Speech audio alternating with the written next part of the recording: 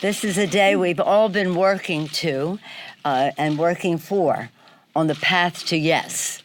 We were in range for a while, but until we could cross a certain threshold of enforcement for our workers' rights, for environment, and for the prescription drug issue, as you know, they were three of the areas that we had put out there.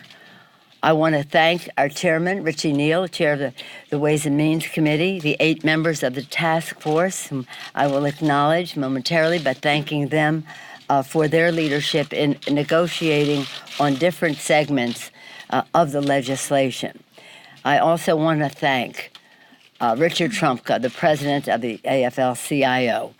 He was persistent, dissatisfied, knowledgeable. He really got us to a place which is a far distance from where we started with the proposal that was given to us. There is no question, of course, that this trade agreement is much better than NAFTA. But in terms of our work here, it is infinitely better than what was initially proposed by the administration. And I credit our chairman, Richie Neal, for helping us navigate all of these places. The unity of our caucus on specific priorities in order to get the job done.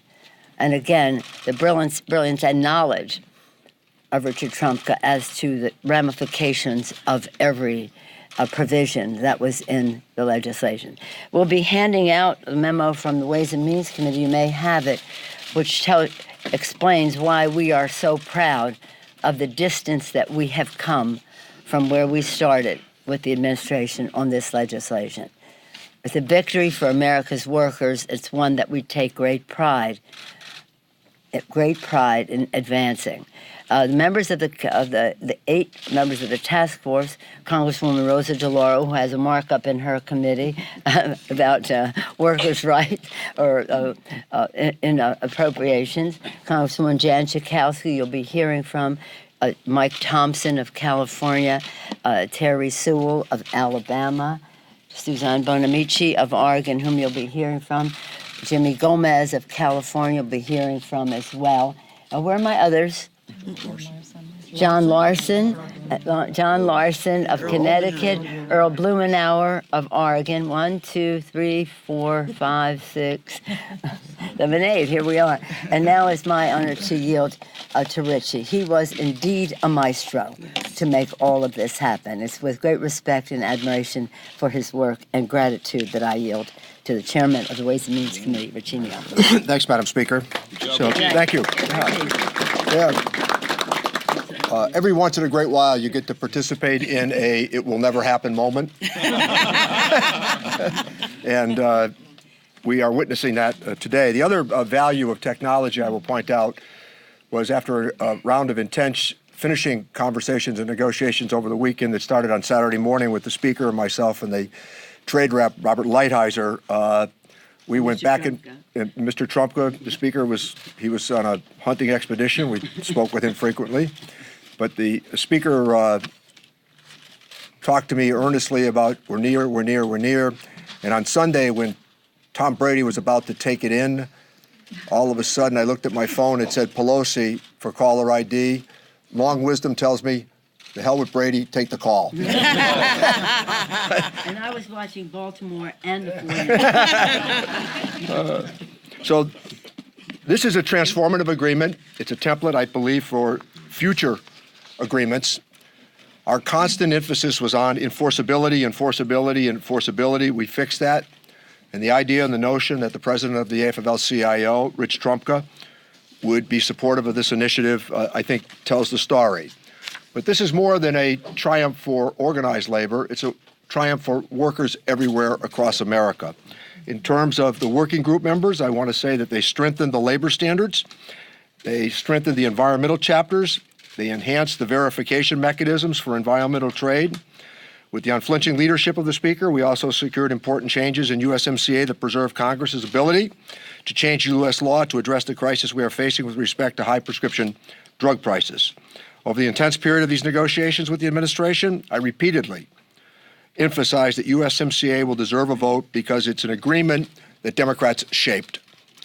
I don't think anybody on this dais would have said 2 months ago that we would have been able to get as far as we did in this negotiation. It was based upon goodwill, but also a determination that we acknowledge the problems that have existed in the past with enforceability. And there's a very telling moment. This was shared with the media.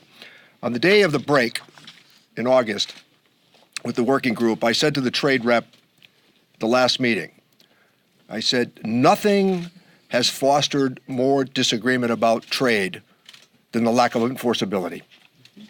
And the trade rep said to me, you are absolutely right. And he said, I want to tell you, and this is, I think I'm not speaking out of school, he said, there have been people in the State Department, the Defense Department, and the Oval Office over the years who said, don't get this one upset and don't get that one upset, because we might need them on future geographic issues. He said, our position has been that we are supportive of the thrust of what you want to do here. And I think that the initiative that we offered, his position, I think the offering that we have in front of us today is indicative of the goodwill. But some of the members on this task force, and including the chairman of the subcommittee, Mr. Blumenauer, what a job they did. These were intense, argumentative, angry negotiations. I mean, this got really hot on a number of occasions. I think we set a world record for hanging up on each other, myself and the trade rep. And but at the same time, we also knew that this was an opportunity that we couldn't let get away from us. And we did that. So we will continue to share more details in text. The last point is a reminder that I traveled to Mexico with a delegation to meet the president of Mexico. Then right after that, I traveled to Canada to meet with the Prime Minister of Canada and the Minister for Defense and Trade, Freeland. They are, I believe they were good partners in this. They conceded just about to every point that we asked for because of the following: enforceability, enforceability, enforceability. So with that, Madam Speaker, I'll turn it back to you. Well, we're going to turn it back to Jan Schakowsky, champion on the issue that related to pharmaceuticals in the trade agreement. Thank you, Madam Speaker. It's been an honor to serve on the working group. The Trump administration sent us a deeply flawed trade deal that, among other things, would have raised the price of pharmaceuticals across North America by locking in high drug prices and expanding big pharma's monopoly.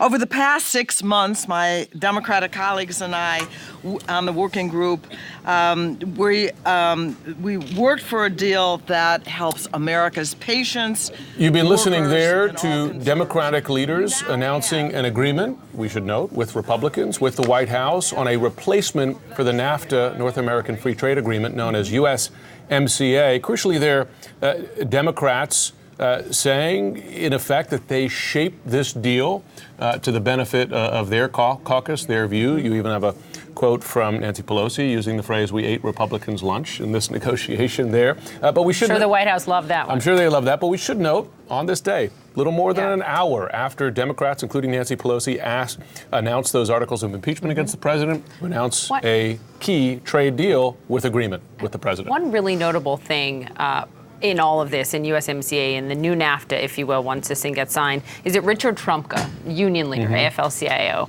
says at the end of his statement, President Trump may have opened this deal, but working people closed it. They have not, the unions have not backed a trade deal in 2 decades. So to have their support on this is huge. And yeah, exactly. Set aside the politics there. Let's for a moment talk about what's actually in this deal and what it means to you at home, your businesses, stocks you own, your jobs. Joined now by Ron Brownstein, senior editor for The Atlantic, as well as here with us in New York, CNN chief business correspondent Christine Romans and Catherine Rampell, opinion columnist for The Washington Post. Christine, you know these deals very well. Yep. How much of this new deal is different substantively, and how much is window dressing? What's changed? So it's a lot different from a year ago when the president, signed this with the two countries. But how's it different from NAFTA? Well, it's the elements of NAFTA and other trade deals put together, repackaged as a Trump product with new enforcement, and that is the part that's the Democratic addition here.